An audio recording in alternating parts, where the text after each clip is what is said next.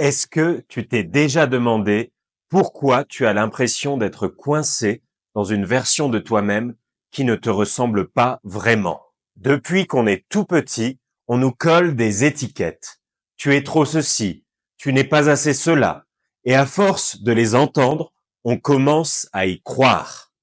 Peut-être qu'on t'a dit un jour, tu n'es pas quelqu'un de sociable, ou t'es nul en maths, ou encore, t'es pas fait pour ça.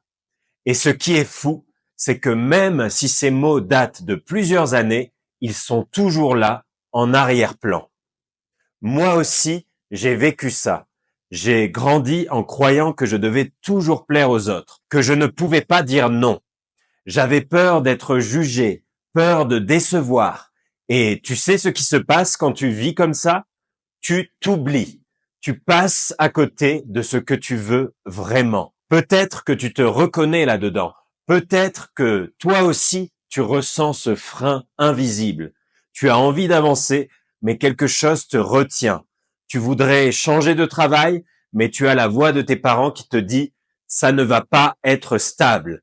Ou tu voudrais être plus sociable, mais tu as ce souvenir d'adolescence où tu t'es ridiculisé et depuis, tu te répètes que les autres te jugent en permanence. Laisse-moi te dire un truc. Ce que tu crois être ta personnalité aujourd'hui, ce n'est qu'un mélange de conditionnement. Ta vraie nature, elle est toujours là, juste sous ces couches de croyances limitantes. Et la bonne nouvelle, tu peux la retrouver. Elle n'est pas perdue, elle est simplement étouffée. Et quand tu commences à enlever ces couches, tu te rends compte que tu as un potentiel immense et que rien ne t'empêche de l'exprimer pleinement. Avant que je te montre comment, j'ai une question pour toi. Quelles croyances limitantes te retiennent encore aujourd'hui? Écris-les dans les commentaires parce que je veux vraiment qu'on avance ensemble. Je sais que ce n'est pas évident d'en parler, mais le simple fait de l'écrire, c'est déjà un premier pas. Nommer sa peur ou sa croyance, c'est commencer à la démasquer. Et surtout, abonne-toi dès maintenant parce que je vais bientôt offrir mon livre à mes abonnés. Ce livre va contenir des outils concrets pour t'aider à redéfinir ta vie, mais attention, ce sera disponible pour une durée limitée. Pour changer, il faut d'abord comprendre ce qui te bloque. Je veux que tu prennes quelques minutes après cette vidéo et que tu fasses cet exercice simple mais puissant. Premièrement, écris toutes les phrases négatives que tu te répètes sur toi-même. Ça peut être « je ne suis pas assez bon » ou encore « je manque de volonté » ou bien « je suis trop réservé » ou même « je suis trop impulsif ». Mais tout par écrit, sans filtre. Deuxièmement, demande-toi d'où vient cette pensée. Est-ce vraiment moi ou est-ce quelque chose qu'on m'a inculqué? Par exemple, si tu penses être nul en sport, est-ce que c'est parce qu'on t'a souvent comparé aux autres quand tu étais enfant? Peut-être qu'on t'a mis dans la tête que tu n'étais pas sportif.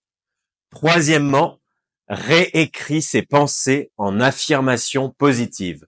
Par exemple, je suis en train d'apprendre à avoir confiance en moi chaque jour. Ou je m'autorise à progresser à mon rythme. La clé, c'est la régularité. Ne te dis pas que tu vas tout résoudre en une séance d'écriture.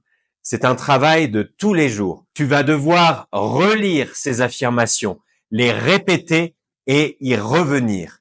Au début, ça peut paraître un peu bizarre ou artificiel, mais crois-moi, c'est pas au début, ça peut paraître un peu bizarre ou artificiel, mais crois-moi, c'est un pas essentiel pour reprogrammer ton esprit. Moi, je me souviens très bien d'un moment où j'étais convaincu d'être incapable de parler en public. J'ai commencé à changer ce discours intérieur en me disant « Je progresse chaque jour dans ma façon de m'exprimer ». Et à force de me répéter ça, j'ai vu mon attitude changer. J'ai pris plus de risques, j'ai osé lever la main en réunion et j'ai senti que j'étais plus à l'aise. Petit à petit, ces nouvelles phrases vont remplacer les anciennes croyances. Mais il faut être constant. C'est un vrai processus de transformation.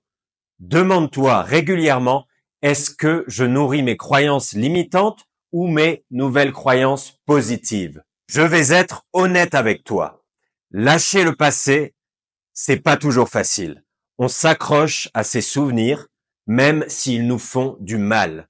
On se dit, c'est une partie de moi. Je ne peux pas l'effacer. Mais lâcher le passé, ça ne veut pas dire tout oublier. Ça veut simplement dire ne plus laisser ces expériences te définir entièrement. Moi, j'ai longtemps gardé cette peur de m'exprimer en public. Je me disais que je n'étais pas fait pour ça, que j'allais échouer. Pourquoi? Parce qu'au collège, j'avais eu une très mauvaise expérience en récitant un poème devant la classe. Et tout le monde s'était moqué de moi. J'ai gardé cette cicatrice pendant des années. Et tu sais quoi?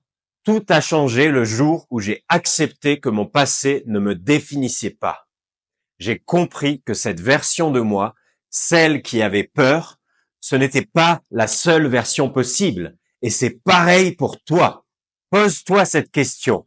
Qu'est-ce que je suis prêt à laisser partir aujourd'hui? Parce que tant que tu t'accroches à ces vieilles histoires, tu n'avanceras pas.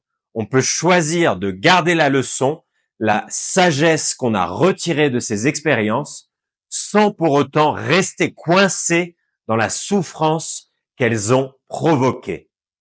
Si tu as besoin d'un petit rituel symbolique, essaie ça.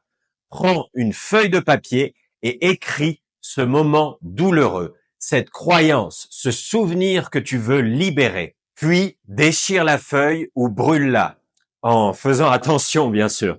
Dis-toi, je garde la leçon, mais je laisse aller la douleur. Ça peut sembler tout simple, mais ça fait un bien fou de matérialiser cette libération. Maintenant que tu as identifié tes croyances et que tu es prêt à laisser le passé derrière toi, il est temps de te redéfinir. Imagine que tu peux repartir de zéro, sans toutes ces limitations. Qui serais-tu? Comment agirais-tu au quotidien? Quels seraient tes projets, tes relations, ta façon même de te lever le matin? Je veux que tu fasses cet exercice. Premièrement, imagine ton toi idéal. Ferme les yeux et visualise-le en détail. Imagine-le en train de parler avec assurance, d'être entouré de gens qui partagent tes valeurs ou de se lancer dans des projets qui te passionnent. Le but, c'est d'avoir une vision positive, quelque chose qui te donne l'eau à la bouche. Deuxièmement, note 3 petites actions que tu peux faire dès aujourd'hui pour te rapprocher de cette version de toi-même. Ça peut être envoyer un message à quelqu'un avec qui tu veux construire un projet.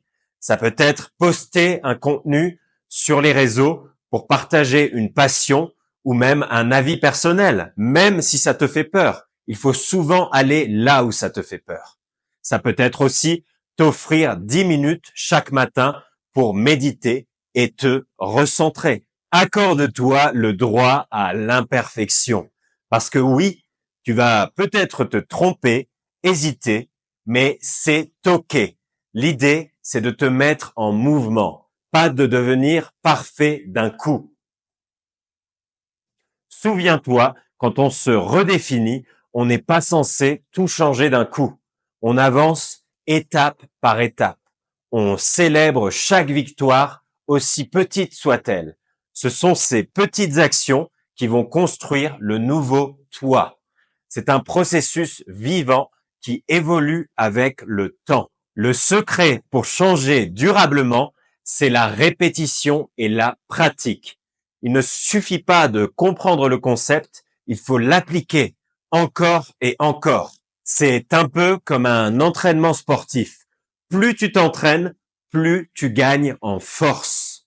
Et alors, concrètement, comment faire? La première chose, c'est que tu peux mettre en place des rappels.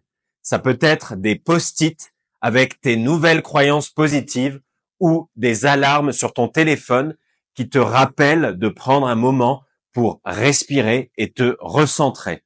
La deuxième chose, c'est de t'entourer de personnes positives. Cherche des gens qui comprennent ta démarche et qui t'encouragent. Si dans ton entourage il y a beaucoup de sceptiques, tourne-toi vers des communautés en ligne comme la nôtre que nous sommes en train de construire sur cette chaîne YouTube, des groupes ou même tu peux passer par un coach qui peut te soutenir. Troisièmement, suis tes progrès. Tiens un petit journal, note tes avancées, tes prises de conscience. Quand tu reliras tout ça dans quelques semaines, tu verras à quel point tu as évolué et ça te motivera à continuer. Commence par de petites victoires et célèbre-les. Même si tu arrives juste à dire non à quelqu'un pour la première fois alors que d'habitude tu acceptais tout, c'est énorme. Chaque pas que tu fais renforce cette nouvelle identité. De plus, n'oublie pas de t'accorder des moments de pause. Le développement personnel, ça doit t'élever, pas t'épuiser. Si tu sens que tu te forces, prends une respiration, prends un jour off. C'est dans la durée que tout se joue. Alors, voilà ce que tu dois retenir. Ta personnalité est flexible. Et n'oublie pas, le changement commence par toi. Je te souhaite une superbe journée. Salut!